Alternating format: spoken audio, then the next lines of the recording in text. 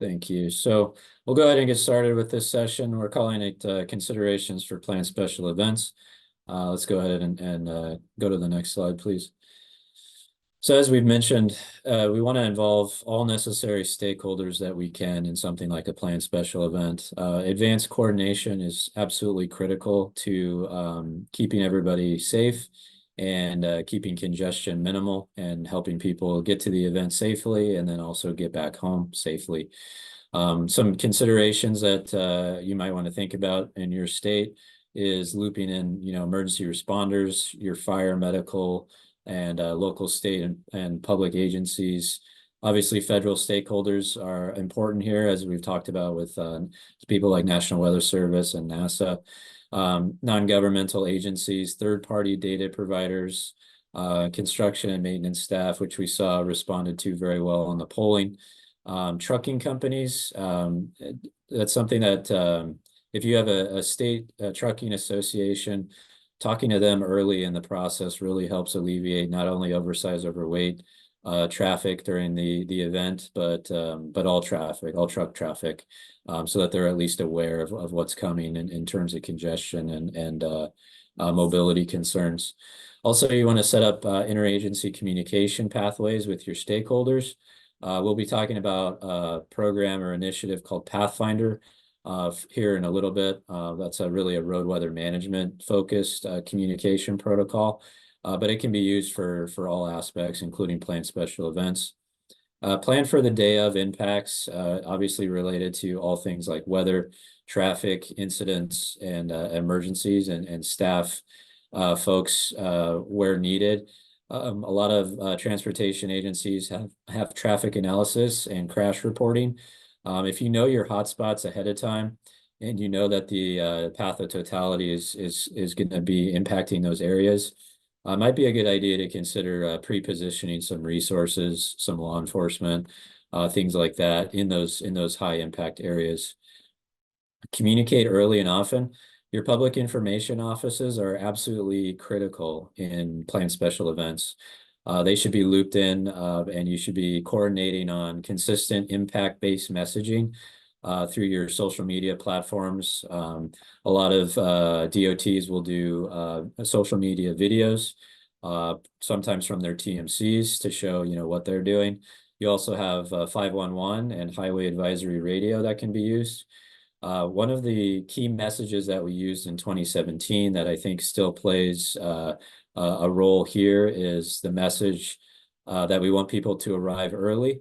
We want them to stay put while the event is taking place, and then plan to stay and leave late. I think those three talking points are still pretty powerful when it comes to the planned special event that we're seeing with the Eclipse.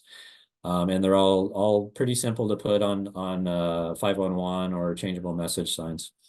Proactively manage your roadways before, during, and immediately following the path of totality. Kind of goes without saying there. So next slide, please. So next up we have Patrick Sung. Let me introduce him. Patrick has more than 18 years of traffic and ITS engineering, planning, design, construction, inspection experience, coupled with his leadership experience in advancing the state of the practice for transportation system management and operations around the country. He was involved in the 2017 total solar eclipse through his role as the previous managing director of NOCO. He's been involved with the Amateur Astronomical Society's Solar Eclipse Task Force through the local planning working group in anticipation for the 2024 total solar eclipse. Thanks for coming on, Patrick. Yeah, thank you so much, David, and really appreciate the invitation here. I'm one of the many people that have been waiting 7 years for this, and if you go to the next slide, you'll see why. I got super excited in 2017, and of course, I had my first daughter that was born in July, and it happened in August of 2017. So I couldn't exactly convince, my wife and my 1-month-old to go out and look at a solar eclipse. But knowing that it was going to come 7 years later, which, time flies, I know exactly where I am going to be for the 2024. So as much as we get wrapped up in the planning and, potentiality of everything, Hopefully you all have at least figured out where you will be on April 8th, 2024. Next slide. One of the few opportunities that we get, especially in our practice of managing and operating the transportation system, is to remember what were our lessons learned. A lot of what has been said already, from Kelly and from David, is wrapped up in a lot of the lessons learned that came from 2017. It was great to see the responses of more activity, very proactive activity that's going on right now. And especially for the TSMO practitioners that are out there, traveler information is on full display. Make sure everything works right, your backup systems. Generally, it goes on without a problem. So the messages, coordinating those messages is really good. Everyone's going to worry about all the congestion and the traffic backup, and you hear the 13-hour 13-hour delays and everything like that.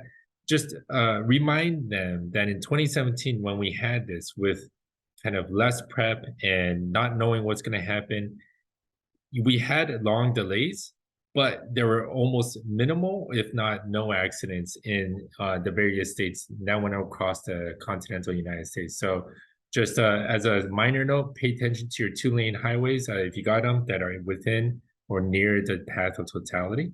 Your bottlenecks, you can kind of map them to your path of totality. And this is something that planners will often do, is you worry about how are the people all going to get there, where are they going to park, how are you going to manage all that. That sort of sorts itself out. But as you just heard David mention, worry about the people leaving all at once, right? So you're going to have that phenomenon that goes on with special events. So really that message did work for the most part. But then again, in 2017, a lot of those places were national parks and really out in the open area. So that's why the 2-lane highways also became incredibly congested. Next slide. A few other things that were important to remember as you talk to your colleagues is that, oh, that's only happening in that state. And look, the path of the totality doesn't go beyond into my county. Well, you will be affected by it, right? David can probably tell you stories. In Colorado, they were not in the path of totality, or not significantly, but then they got a lot of the traffic, right? And so that's why it's important to talk to your neighbors, not just in states, but at the city, county, MPO, townships level, really to make sure that they're coordinated, they are aware of this, right? And that goes into kind of the next bullet of coordination. David also mentioned something that we found, and we've been trying to make sure people know, is pre-staging your response crews, your incident response, your freeway service patrols. Pre-stage those in areas that if it's going to get congested and there's no other way there, get your responders out there ahead of time so that they're not trying to fight through kind of gridlock or anything like that. The last kind of note that I'll leave you with lessons learned, because the other speakers are really going to give you a very good depth of information, is to reach out to your atypical people. You heard Kelly from NASA, and I've been working with Lori Ratto, who's going to be speaking later with amateur astronomers. But you have meteorologists, your news reporters, all your school systems, anyone involved in academics, your traffic reporters, tourism. If you've done all this special event planning and you have not talked to your tourism department, please go talk to them, knock on the door, make sure they are aware. If you look up some of the hotel prices in the middle of Dallas, where I'll be, one night can get our nightly rates can be around $700 plus. So when it's at the path of totality, it's really concentrated. They know something's going to go on. So please make sure you reach out to people that you don't normally talk to. And so these were some of those things where we have this rare opportunity where this total solar eclipse happened in 2017. We knew it was going to come back again in 24, and we are preparing for it. And so thank you for David and all the folks that are leading the efforts to make sure we are preparing this, everything from the federal to the state to the individual kind of cities and townships out there. So with that, I'll turn it back to David. Thanks, Patrick. Really good advice, particularly with the resource pre-staging. I can't overstate that enough. It's absolutely critical. If you know you have bottlenecks in areas of concern, think about pre-staging your safety service patrol, some law enforcement, anybody there that can support. All right, next up, I think we have Chris Engelbrecht. Chris serves as the director of the Safety and Emergency Management Division with the Missouri Department of Transportation. Chris has over 29 years of experience related to disaster management, security, traffic incident management, and occupational safety. Thanks for joining us, Chris. Thanks, David. Appreciate the invite to be here today, and thanks to everyone for joining us here this afternoon. So I want to talk a little bit about the considerations for the planned special events, as it relates directly to the Eclipse. Next slide, please. So, I think the important thing to remember here, and you're going to hear a lot of information probably repeated from many of the speakers today, but this is a big deal for a lot of people. It's not only in some cases just an interesting, but there may be also a cultural and spiritual following in some cases too. I recently had an opportunity to speak to a few of my foreign colleagues, and even as far as Japan, they were talking about the eclipse that was coming to the USA. So it's a well-known event, and again, there are a lot of foreign tourists that actually travel in just to see the event. So it's more than just a few minutes of darkness. That interest goes well beyond local areas. And again, that's the concern we have. And again, Missouri, we were lucky enough in 2017 to be in the path of totality and again in 2024. So we've kind of learned firsthand the potential for massive traffic impacts. And I think planning is really the key to making sure that we address those up front before the event starts. So next slide, please.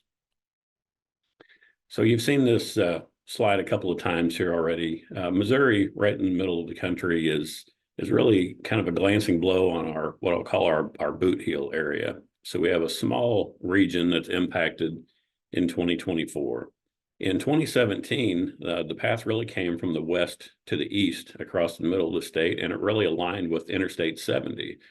So there were a lot of opportunities during that event to view nearby Interstate 70, truck parking areas, rest areas. We don't have so many urban type locations at this point in Missouri for the 2024 eclipse. So we're going to be a little more compressed and consolidated where the viewing in the path of totality is going to take place. Next slide, please. So as mentioned earlier, there are already 32 million people which live within the path of totality. St. Louis is fairly close to one of those, to the path of totality, again, with Cincinnati, Detroit, Toronto. And then you've got some very major urban metropolitan areas that are within 200 miles of that path of totality. So we'll see a lot of migration towards that path, probably the day of the event. If they're within a few hours of drive time, they likely may not go stay overnight unless there's another event that they're going to attend. So this may be one of the biggest mass travel events in the USA. Next slide, please. So again, it does clip just the bottom portion of Missouri. 2017, we had a viewing time of around 2.5 minutes of totality.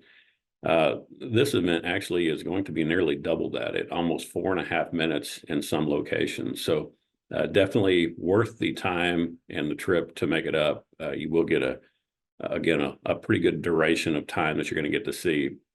It's going to hit us right around that middle of the day time. So somewhere around that 2 o'clock time. So again, we will have lots of time to get in the morning, lots of time for people to do social activities, and then hang around and leave, which also leads to some other issues in some cases with impaired driving that you have to also plan and predict. Next slide, please. So before the event, next slide. We've mentioned a lot already about agency collaboration. Within Missouri, we've actually been having a monthly call with all of our partner agencies, including surrounding states, to kind of coordinate our activities. And that not only includes, of course, our DOT internally, but also our law enforcement partners with our state highway patrol, our Department of Homeland Security, because one of the other things we do have to remember that there are large gatherings of pedestrians, and those are also prime targets for lone wolf attacks in soft target areas. So definitely include your Homeland Security folks in that discussion. Not only that, but our state emergency management agency, we in 2017, we actually activated our state emergency operations center for the duration of the event. We plan to do the same thing. This event worked very well to coordinate with all of our agencies and our local area command as things were taking place. And then also coordinating with the, again, tourism that was mentioned earlier, along with our Department of Natural Resources and Conservation, to really look at where those impacts are going to be in the rural areas, especially around campgrounds that are going to get fully packed during the event. Next slide, please. So planning is important. Again, chambers of commerce, your tourism boards, these are great locations to gather information. So if you can, again, pull this and kind of map some of those special events that are going to take place, where those mass gatherings are going to happen, that will help you predict some of the problems and the issues that you're going to run into with the congestion. A lot of universities and colleges will host events because they do have large facilities, especially if they're in the path of totality stadiums. But also there will be a lot of festivals and even individuals that will try to draw and attract people, whether it's parking or having some kind of a music festival. But also the campgrounds, hotel capacities, these are all kind of important factors to look at. And if you can gather that information well ahead of time, give you a good idea of, again, where your impacts are going to be and how to model that traffic and determine what mitigation measures you need to take. Next slide, please. So not only the severe congestion is a concern for us, but we also have to think about, traffic incidents. On a normal day, we see numerous incidents, but when you start talking about the amount of traffic that we are going to see during a total solar eclipse, especially in isolated regions like the Southeast Missouri, those incidents can multiply pretty quickly. Weather also in early April can be very unpredictable throughout a lot of the country. So again, we're gonna talk a couple different times about weather, but what we saw in 2017 was a cloudy sky over our northwest part of Missouri, and we saw a mass migration take place early that morning, understanding that they were not going to get a good view of the eclipse where they were. So saw a lot of movement that day of the event. And I mentioned already soft target attacks. Again, plan for those and maybe even provide some protection barriers and those kind of things if you're going to have areas that are close to roadways. And then also think about the possibility of communication system failures or overloads. You get a lot of people on a single cellular communications tower that may actually create problems for everyone too. Next slide, please. So planning mitigation strategies, some things to think about, traffic modeling and traffic signal scenarios, just being prepared with multiple scenarios to be able to implement quickly. It was already mentioned, kind of pre-staging some traffic control devices, whether it's message boards or even barricades and extra channelizers, if you do have to make some last minute adjustments to your traffic plans. Having those bypass routes already prepared in case you do have a large event, and then thinking about where you need to restrict parking and actually enforce that restriction. Next slide, please. So again, think about congestion. Inform your drivers that they are going to encounter congestion and not to stop along interstates or shoulders. That's going to create a lot of problems for them, and it's also going to create more congestion, and it's just not a safe place to be. Also, try to advise folks early not to try to take photos while driving down the road. Sounds common sense, right? Don't wear Eclipse glasses while you're driving because you really can't see well out of these. Turn your headlights on ahead of time because it will get fairly dark, and auto headlights may or may not pick up quickly as quick as this turns to darkness. So, and also you will have a lot of pedestrians that are going to be near roadways. So watch out for pedestrians. Next slide, please. So during the event, Again, several strategies: meter, manage that entry if you can, traffic signal timing, pre-stage traffic control. Again, motor assist is very important, as Patrick mentioned. Next slide, please. Next slide, please. So digital message signs prior to day of event, just making sure that we do have, again, appropriate messages that lead up to the event and then also during the event. Next slide. And then finally, after the event, next slide, please. Let's make sure that we do utilize those ITS devices that we have available. I'll talk more about that in our work zone segment we have coming up, but we want to be able to identify those incidents quickly and utilize our safety service patrols to address those as soon as possible to minimize the secondary crashes, adjusting our DMS messaging as the day goes on. Next slide, please. And again, the motto: arrive early, stay put, leave late. The more you can convince people to stay put during the event and extend their duration at their events, the better off we're going to be with that mass exit. So we greatly appreciate that. Next slide. And that's what I have for this session. So thank you very much. Thanks, Chris. Good information. I saw a lot of interesting stuff in 17 when I was in Colorado, but I didn't see anybody driving down the road with Eclipse sunglasses. So hopefully that doesn't happen to anybody for this eclipse. Thanks for hopping on, Chris. Next up, we have Lori Radow. Lori, from 2004 until her retirement at the end of 2016, Lori Radow served as a member of the Federal Highway Administration, U.S. Department of Transportation, Office of Operations, Traffic Incident and Events Management Team. As a member of the AAS Eclipse Solar Eclipse Task Force, Ms. Radow currently serves as the co-chair of the Local Planning Working Group. And thanks for being here, Lori. Happy to have you, and the floor is yours. Thanks, Dave. So the names of the teams have changed since I've gone, but I manage the Planned Special Events Program at Federal Highway. Next slide. Can you hear? So I hope you're done planning. It's time to move to operations, and that's what I'll spend some time talking about. And with time being short, both the time before the eclipse and for this presentation, I thought it best to flip the standard presentation and start with resources. But not to worry, to get us back on track and make things right, I'll give you some resources at the end about this and other future planned events. Patrick talked a bit about it. The American Astronomical Society has taken this on, and this is their webpage with a lot of good material for you to go to. I highly recommend it. We've kind of culled the problem with post-2017 was a lot of documents that were good, that were used as good planning tools. I want to say Wyoming, and I think it was Wyoming, disappeared. So find a way to preserve your material. There's not another eclipse to 2040 until 2045, but other major events. I've written a couple articles for the Domestic Preparedness Journal, primarily geared for the emergency management world. The third one's just been sent off to them. So that's another place you may want to go and look at. Next slide. The AAS, they're getting the country prepared.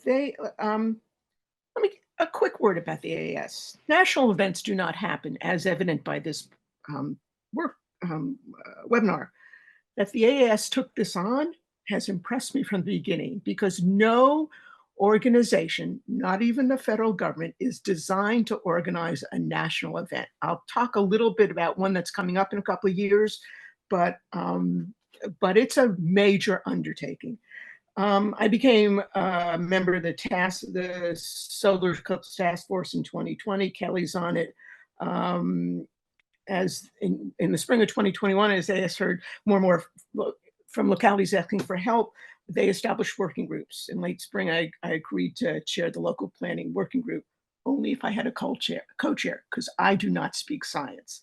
I am more than pleased that Bob Baer, who organized the Southern Illinois University 2017 eclipse and is doing the same for the upcoming one, agreed to serve as the co-chair. We started off meeting monthly, and in 2023, we have bi-monthly calls because people are very, very busy. The workshops that AS has held over time, first virtual and now combined, have been recorded, and you can get to those as well, but all on the AS website. Next page. So, as Chris has shown and others, the Eclipse, the organizations who are managing it have taken the lead. Mostly, I get the sense through the talks I've had with the working group members is they were the first organization to realize the eclipse was coming, and they sort of got things going. The woman in Oklahoma with the Chamber of Commerce started 5 years ago. It's the only county in Oklahoma that will have it. It's a rural county. She's doing a phenomenal job. And also, as Chris mentioned, Perryville County, Missouri. Tricia is the tourism person. Knew nothing about eclipses in 2015. She's now the national expert. Each locality is specific to how they've done it, and many of them have never had much in the way of interactions with DOTs, mostly because the events they've done have been on their campus, like museums. So they are, when you talk to them about transportation, it's not their world. And to answer one of the questions I saw in the chat, and I mentioned this as we were getting ready. In 2017, I got asked, is it okay if cars pull over on the side of the interstate and watch from there? And I'd say, sure, if you want to die. So you're going to have to be very good about telling people what they cannot do, because people do not understand about safety when these large crowds. Next slide. So as you can see, because all you people are data people, this is not based on any fact, but I just wanted to keep you awake. And there is no one model, but transportation strength and also the emergency management world's expenses, you are subject matter experts.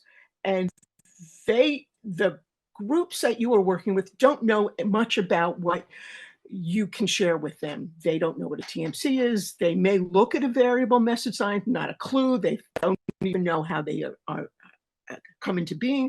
So you have a lot of work to do if you haven't gotten them up to speed on it just yet, but that you need to get them comfortable with as that weekend unfolds. I shouldn't say just a day. There will be people coming in a few days ahead.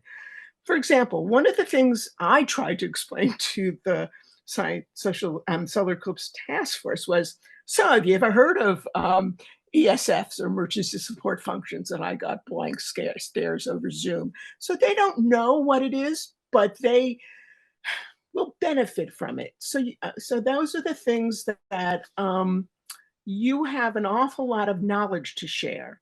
And it's okay. I have learned an awful lot from these working group meetings we've had over the past couple of years. So there's a lot of communities have an awful lot from different fields of expertise. Share it. Next slide. So with less than 6 weeks to go, 7 weeks to go, you got a lot of operational considerations. Tabletop exercises is one where most of the people who you are working with have never done one. And as I said, now a good time to explain what ESF is. Field tests, and maybe coordination with the transit authorities, including what transit routes. Private sector awareness. As we're a country with 3-day food supply, you got to make sure they are stocked, because as it's been pointed out, a lot of people will be coming into your locality.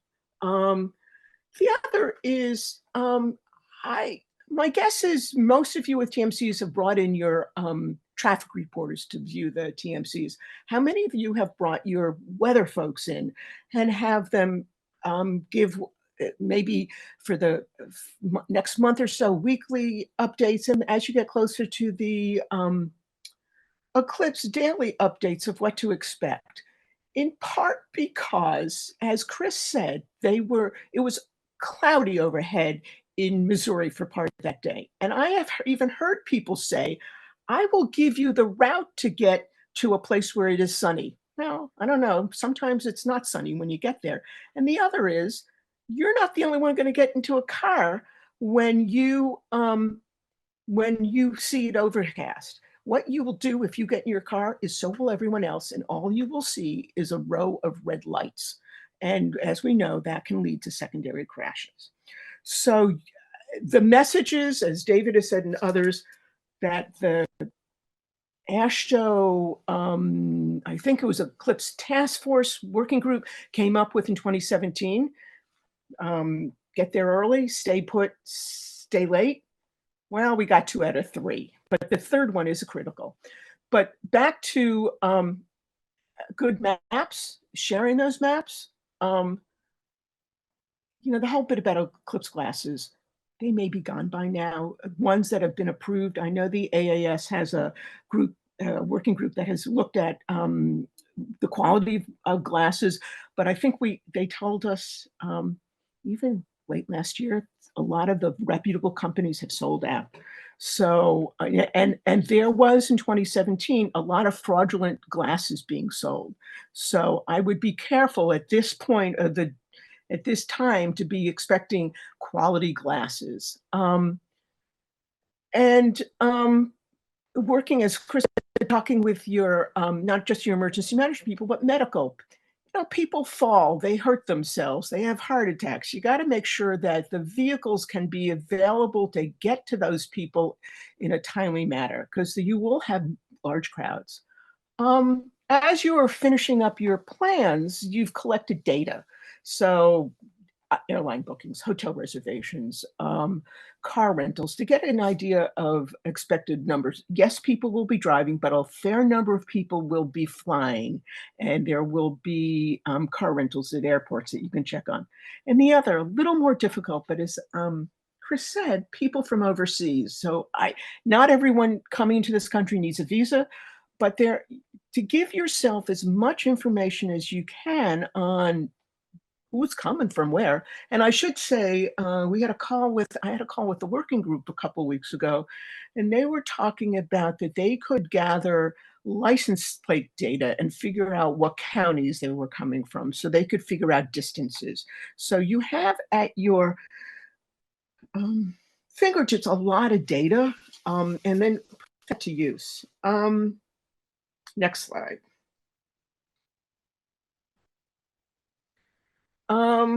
So as you're moving into your operational plans, as people have mentioned, a lot of public lands, not just federal, but state, and those will have, the parks, state and local, certainly are open all the time. I think in 2017, the national parks opened up as well. There's also Fish and Wildlife. So lots, and they often often aren't included in the discussion of transportation plans. And if you have time, I would say contact them and figure out how they are sharing information with the people who will come visit them. Maybe the Park Service, but I don't think others charge fees, so they may not have a sense. But that's just a lot of parallel efforts are going to be going on at the same time, and you may not be aware of all of them unless you're someplace like Missouri where you have a statewide effort. Goods movement, particularly, I think there's been discussion about what's moving across the Canadian border and how that will be managed. Others will talk about work zone, traveler information. How do you share a common VMS message? Parking information. And again, do you know whether schools are closed or not? And if they're closed, will you be able to have you designed your transportation plans to accommodate them? Health and emergency response. I don't know, are we in the last stages of the pandemic? I can't quite figure out where we are, but it is still floating around. And never mind that people get injured. But you also have large crowds not familiar with the area. And then finally, as Chris said, there's gun violence at large crowds, and you need to be prepared for that. And not transportation per se, but you need to talk with your emergency management people about placement of their response vehicles. So it allows people, the responders to get there, but will still let people see the the eclipse. One other thing that I was reminded by astronomers have told me is when we go to football games, when we do other things, we are looking at straight across. Looking for the eclipse, we're going to be looking up, and it changes our dynamics entirely of how we respond to our surroundings. So it's hard to train people for that or explain it, but it's just people will behave a little bit differently. Let's see. And again, those three messages, you gotta have people understand that you don't want them in traffic for great lengths of time because the possibility of secondary crashes and other things as well. So all those things need to be conveyed, and maybe that's what's done when you open your operation centers to the transportation and weather folks. Next slide. So again, much of this will be talked about in the other presentations, but people don't really know what an EMS is. So you've got a great, and in many ways, this event is a great way to educate people, because a lot of people are coming in not familiar with the locality, and you can, through your DMC presentations, through the reporters, get them to understand all the capabilities transportation has to make their experience much more enjoyable and much safer. And I think others have quoted not 511 as well, so I won't go there as well. Next slide.